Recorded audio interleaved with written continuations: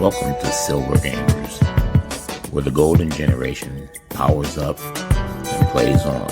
I'm your host, David. Hello, everyone, and welcome back to another episode of Silver Gamers.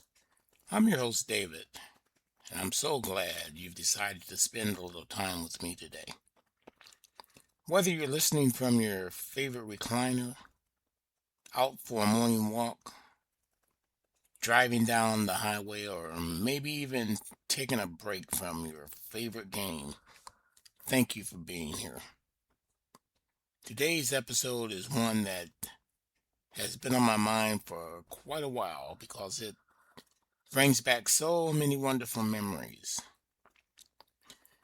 We're going back to a time when video games weren't something you played online with people around the world. There were no downloadable updates, no voice chat, and certainly no smartphones. If you wanted to play a video game, you had to leave the house. You grabbed a handful of quarters, climbed into the family car, or maybe rode your bicycle and headed to the local arcade. For many of us, those arcades became magical places. The sounds, the flashing lights, the excitement. It was like stepping into another world. Today we're going to relive those memories together. I'd like to begin today's show with something I'm calling David's Memory Lane. I still remember walking into my very first arcade. The room wasn't especially large, but to a kid, and later to a younger adult, it felt enormous. Every machine had its own soundtrack. There were electronic beeps, explosions, laser sounds, people cheering, somebody celebrating because they had just beaten the highest score, other laughing because they lost their very last quarter. Back then, nobody carried a cell phone. Nobody stared at a screen by themselves. Instead, people gathered around the machine to watch someone who was really good. Sometimes complete strangers became instant friends just because they both loved the same game. Looking back now, I realize it wasn't just about the game. It was about the people. It was about sharing an experience. And I think that something that we've lost a little bit over the years. Where it all began. Many people think gaming started with Nintendo. Actually, it started much earlier. One of the first games to capture the public's imagination was Pong, released in the early 1970s. Imagine seeing that for the first time. A black and white screen, two paddles, one little square bouncing back and forth.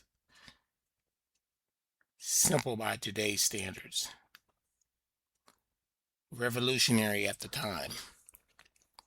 People lined up just to play what was basically electronic table tennis.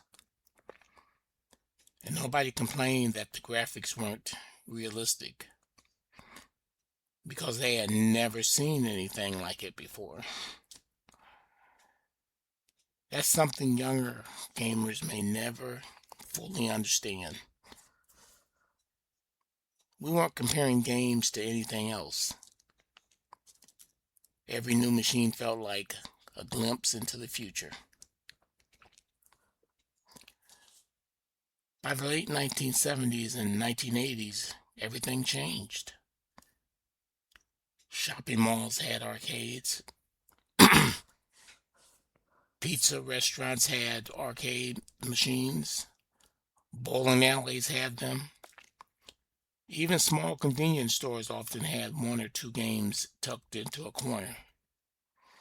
You could walk into almost any town in America and hear those familiar electronic sounds.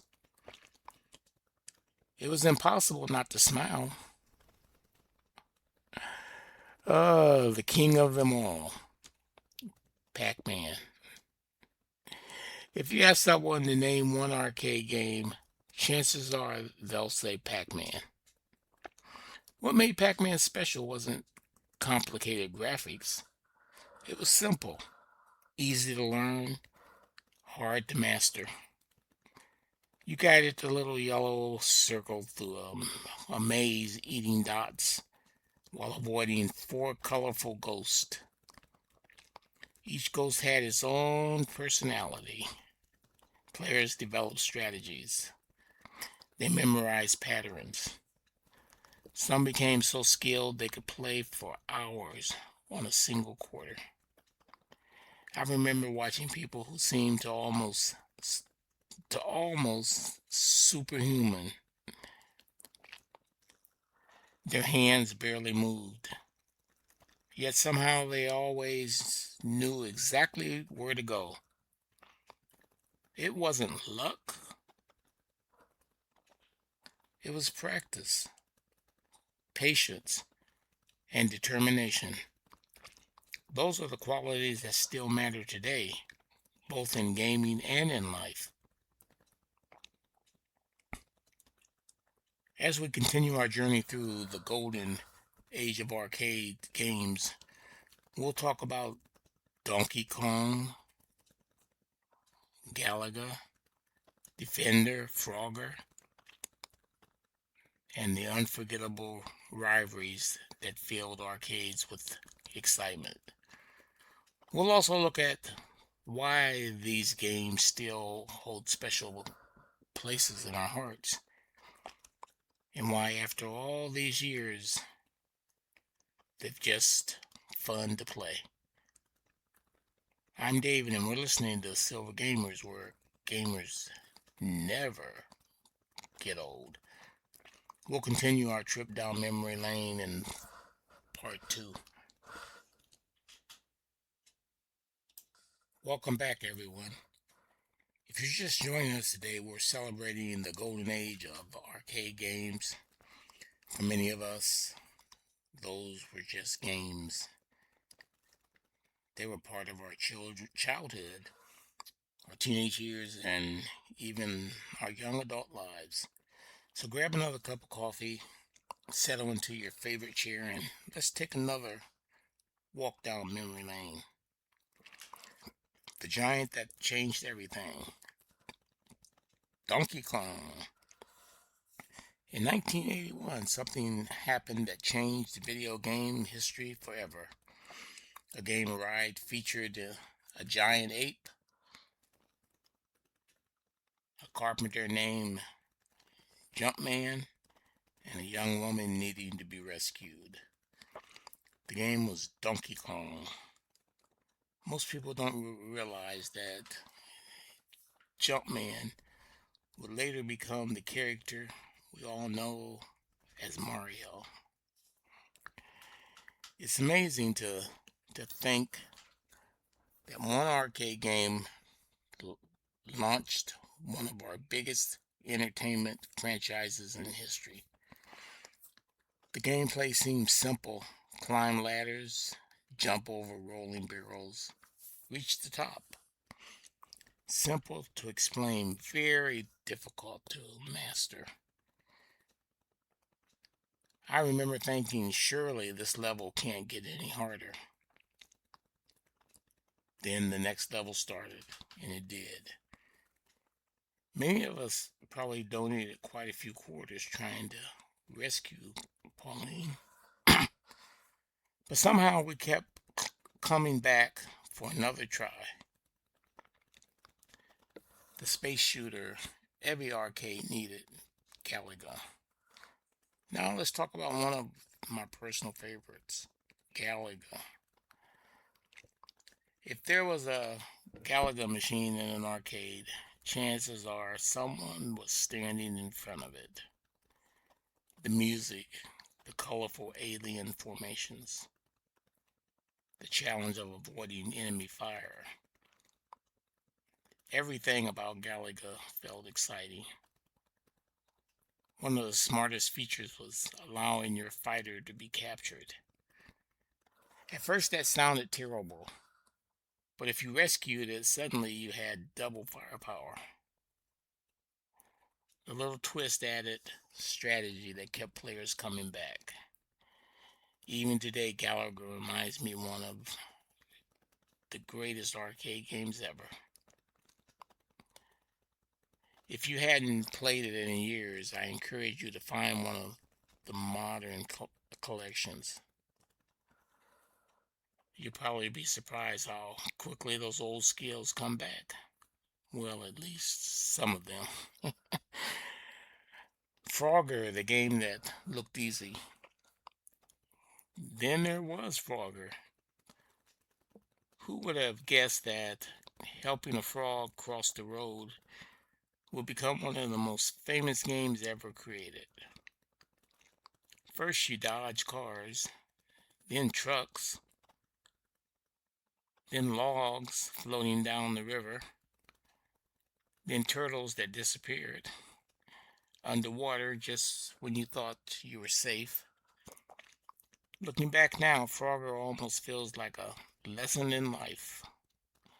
Sometimes we think we've made it safely across, only to discover another obstacle waiting for us. Yet, we keep on going, one hop at a time. Oh, the game that humbled everyone, Defender. Let's be honest, Defender was hard, really hard. The controls were unlike almost anything else.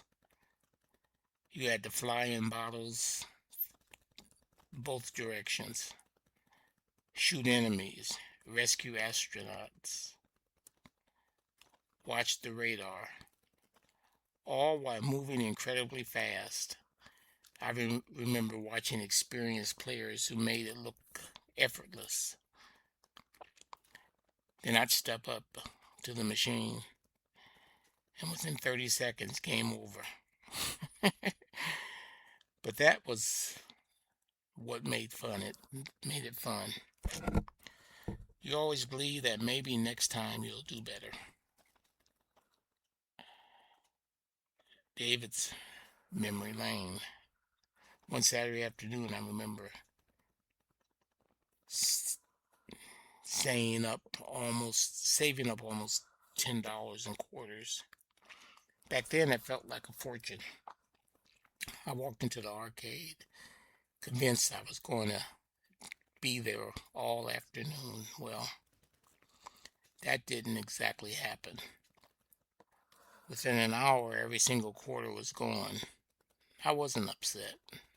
I had laughed, made new friends, cheered for strangers, and had an afternoon I'll never forget.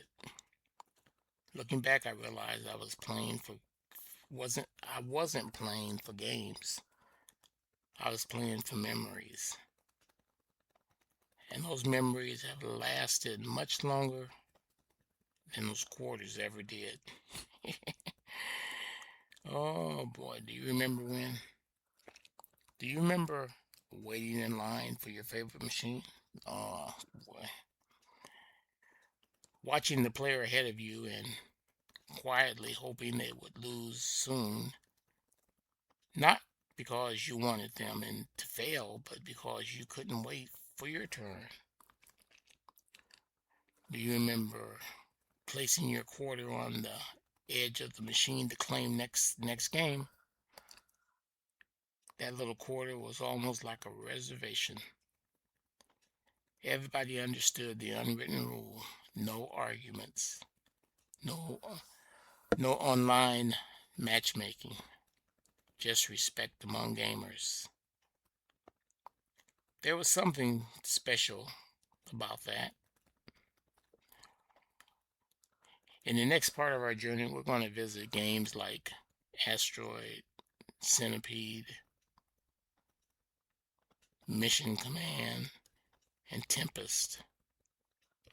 We'll also talk about the colorful personalities you meet in the arcade, while those places felt like communities, and why so many of us still smile when we hear those classic arcade sounds. I'm David, and this is Silver Gamers, where gamers never get old.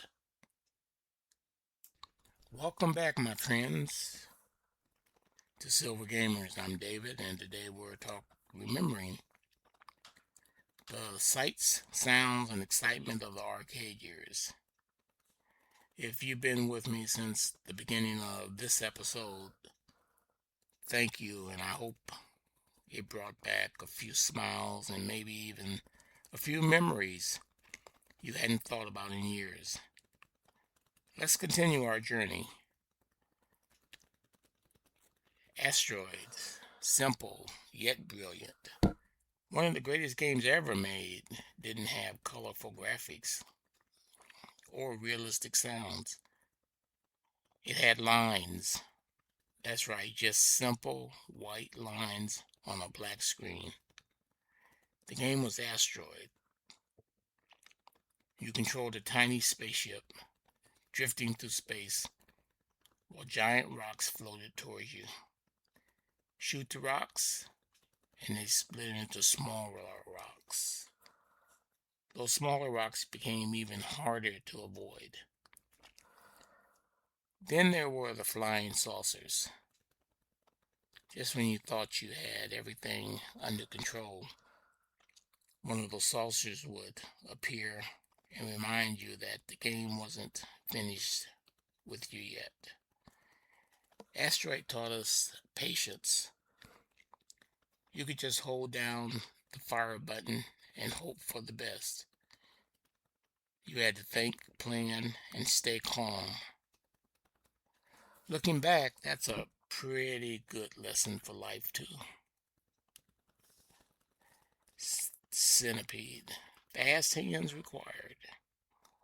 Another game that kept us feeding quarters into the machine was Centipede. The centipede snake across the screen, while mushrooms appeared everywhere, making each level a little more difficult. I don't know about you, but I can still hear those sound effects in my head. The faster you played, the more exciting it became. Some people made it look effortless. I was not one of those people. But I sure had fun trying. Missile Command. Now here's a game that made your palms sweat. Missile Command. Your job was to protect cities from waves of incoming missiles. You couldn't save everything. You had to decide what to defend first. It was stressful, but exciting. Sometimes heartbreaking.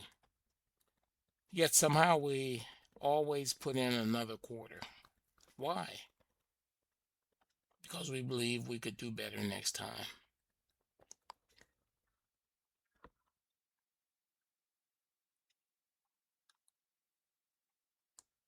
The people make the arcade. When we remember arcades, we often remember the games.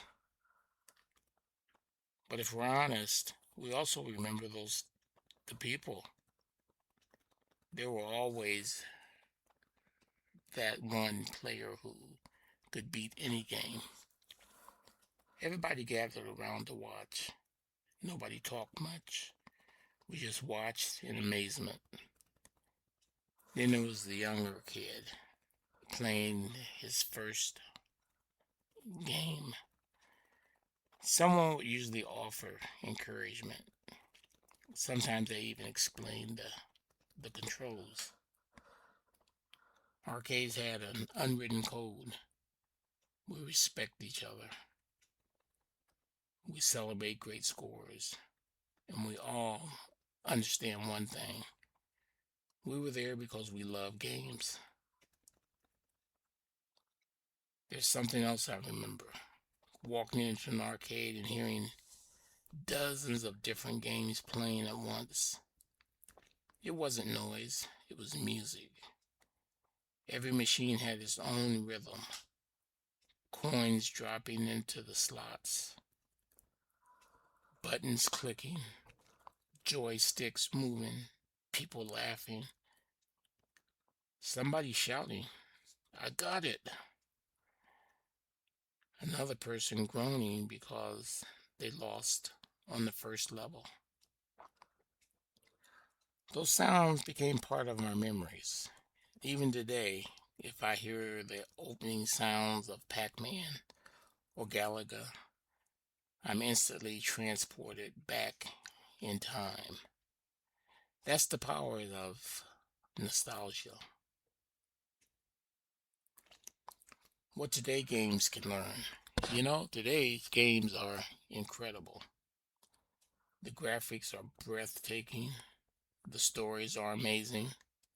The technology is something we've never dreamed possible. But I hope your gamers never lose what made those early games and arcade days so special. It wasn't just about winning. It was about enjoying the journey, meeting people, sharing laughs, learning from mistakes, and always believing that the next game might be your best one yet. That's a lesson that never gets old. Here's a little challenge for everyone listening this week. Think back to the very first video game you ever played. Where were you? Who were you with? How old were you? What did that game make you feel? Maybe write it down. Maybe share it with a grandchild. Maybe tell a friend. Because those stories are worth preserving. They're part of a gaming history. And they're the part of your history. As I close today's episode, I want to leave you with these thoughts. We often hear people say that video games are for kids. I don't believe that. Video games are for anyone who enjoys learning, laughing, exploring, solving problems, and having fun. Many of us who grew up during the birth of the arcade industry are now proving something remarkable. We're still playing. We're still learning. And we're still having fun. That's something to be proud of. So whether you're playing Pac-Man, Galaga, Mario, or the latest game on a brand new console, keep playing, keep smiling, and never let anyone tell you you're too old to enjoy a game. Because here on Silver Gamers, we know the truth. Gamers never get old. They just get better with experience. Thank you for joining another episode of Silver Gamers. I'm David, wishing you good health, good friends, and great games. Until next time, keep the controller charged. Keep those memories alive. And keep on gaming.